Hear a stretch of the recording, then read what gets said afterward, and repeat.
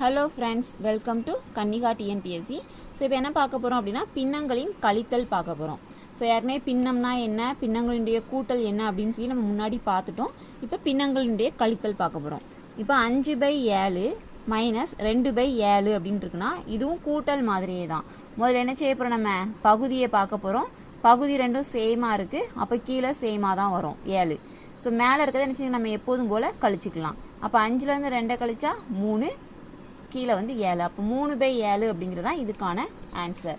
இப்போ அதே இது வந்து வேறு இது கொடுத்துருக்காங்க அப்படின்னா, எக்ஸாம்பிள் பார்த்தீங்க அப்படின்னா 7/3 மைனஸ் 5/4 அப்படின்னு வச்சுக்கோங்களேன். இப்போ இதை எப்படி கழிக்கணும், ஃபஸ்ட்டு கீழே பகுதியை பார்க்குறீங்க, ரெண்டுமே இப்படி வேறு இருக்குது. நம்ம இப்போ மீச்சிமை வந்து கண்டுபிடிக்க போகிறோம். அப்போ 3ம் 4ம் ஏதாச்சும் சேமாக ஒரே வாய்ப்பாடில் வருமா அப்படின்னு பார்க்குறோம். கண்டிப்பாக வராது, சரியா? இப்போ 3ஆவது வாய்ப்பாடில் 4ம் வராது, 4வது வாய்ப்பாடில் 3ம் வராது. அப்போ ஃபஸ்ட்டு என்ன பண்ண போகிறோம் அப்படின்னா இந்த நம்பருக்கு மட்டும் பார்க்க போகிறோம். அப்போ இந்த நம்பருக்கு மட்டும் பார்த்தோம் அப்படின்னா 3வது வாய்ப்பாடு போட்டுக்கலாமா, 1 3 3.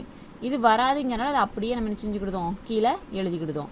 ஸோ இதுங்க வந்து 1 வந்துருச்சு, ஸோ இதை நம்ம விட்டுறலாம். அப்போ இந்த 4 மட்டும் பார்க்க போகிறோம். அப்போ இது 4வது வாய்ப்பாடில் வருமா, அப்போ இந்த 1 அப்படியே போட்டுக்கோங்க, 1 4 4. ஸோ லாஸ்ட்டு 1 வர வரைக்கும் நம்ம பண்ணுவோமா, பண்ணிவிட்டு இந்த சைடில் வரதெல்லாம் என்ன செய்யணும், பெருக்கணும். அப்போ 3 × 4 தான் என்னது 12. இதுதான் என்னது இதனுடைய மீச்சிமை. இப்போ என்ன செய்ய போகிறோம் அப்படின்னா இந்த 7/3 அப்படிங்கிறதுலையும் கீழே 12 வரணும், இந்த 5/4 அப்படிங்கிறதுலையும் கீழே 12 வரணும். அப்போ இங்கே இருக்க 3 வந்து எத்தனையால் பெருக்குனா நம்மளுக்கு 12 வரும், 4ஆல் பெருக்குனா 12 வருமா. அப்போ அதே 4ஆல் நம்ம மேலேயும் பெருக்கணும். எளினாங்கா 28, முன்னாங்கா 12. இப்போ இங்கே 4 இருக்குது, அப்போ இங்கே 12 வரணும் அப்படின்னா 3ஆல் பெருக்கணுமா, சேம். அப்போ அதே 3ஆல் மேலேயும் பெருக்கணும். அப்போ 5 3 15, 4 3 12. இப்போ நமக்கு வந்திருக்கக்கூடிய ஆன்சர் வந்து என்ன அப்படின்னா 28/12. அப்புறம் இங்கே கழித்தல் தான் இருக்குது, கழித்தல் 15/12. இப்போ கீழே பார்க்குறோம் சேமாக இருக்குது, அப்போது 12 மட்டும் போட்டால் போதும். அப்போ 28லேருந்து 15 கழிக்க போகிறோம்.